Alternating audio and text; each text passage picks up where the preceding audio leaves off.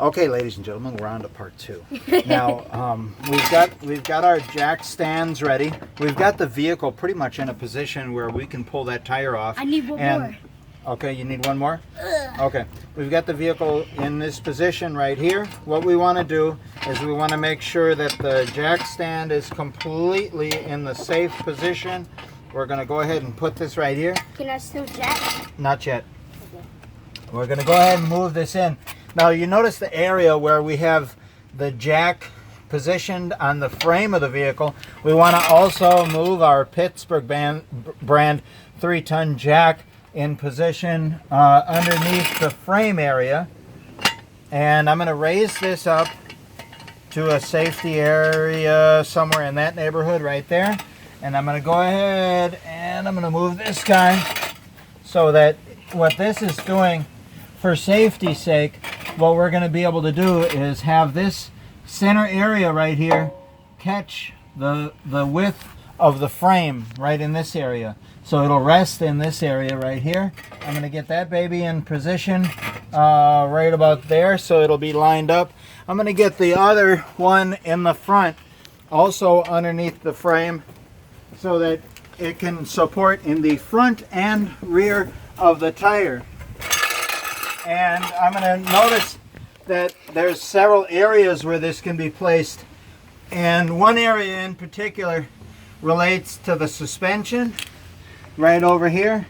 And we are going to want to make sure that this jack stand safely holds the vehicle in an area that is going to be safe for us.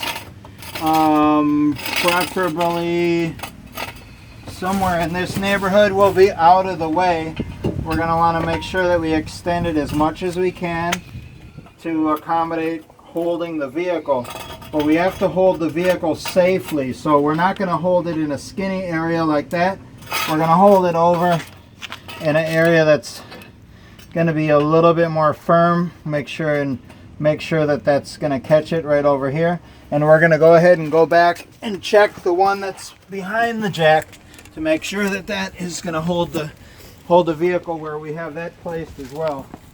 We want to take a couple precautionary measures as well of making sure that we fully support the vehicle's weight. Make sure nothing moves on us. So we're going to take a couple blocks of wood, put them underneath the frame area, but we're not relying on these. We're relying on those jack stands, but those are also going to help us. Now that we've got the vehicle up in the air, we can go ahead and spin these guys right here without hitting our funny bone, and spin that baby off all the way. See, I keep on hitting my funny bone. Did you see that? Mm-hmm. Anyways, see, I hit it again. You got to be really, really careful when you're doing this. You want to go ahead and take those lug nuts off. As you can see, ladies and gentlemen, the vehicle is up in the air. We've got our wheel blocks in position right there. We've got those kicked in the front and rear of the tire so that the vehicle wouldn't roll backwards. We've got our orange safety cones so that people that are approaching this street can actually see that this is an area that's being secured and being safe at the moment. And we can go back over here and see how he's doing. See if he's got one of these lug nuts off yet. Do you have any of them off? Oh my goodness. So what we've found right here, it comes off. There's a center cap that we've got to set aside so that once we're completely done, that center cap is a decorative thing, can go back into position. Here's a lug nut right here. A lug nut? Mm-hmm. Now one thing, since I told you out there in TV land that we brought some power tools for this action, we do have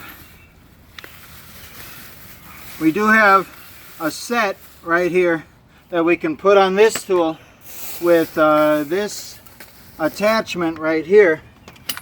And see, if we line this up, we can actually see what size this is. It's showing that this baby is like a 22 millimeter. I can use that. Yeah? Okay.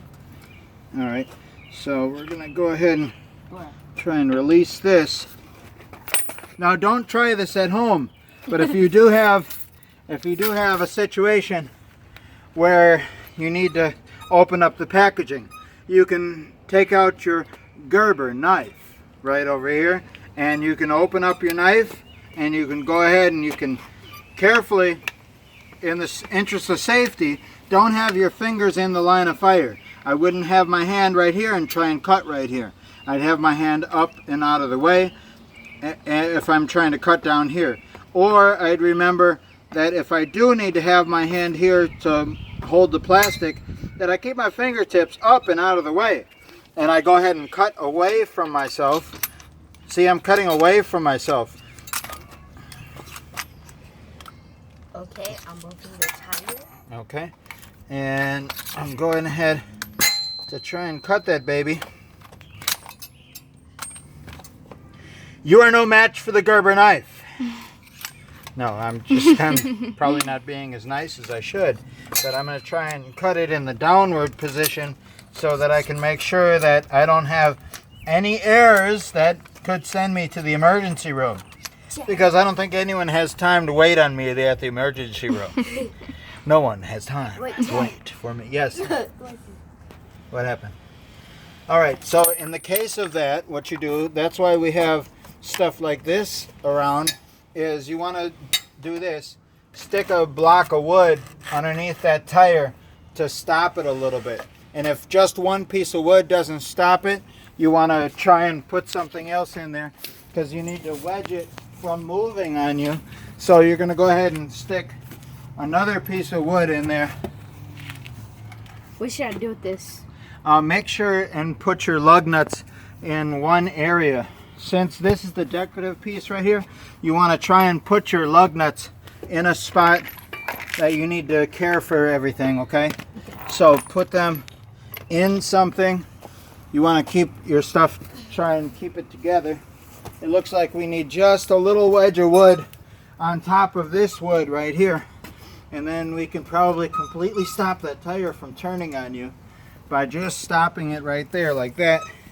And I still haven't gotten this thing open yet, which concerns me.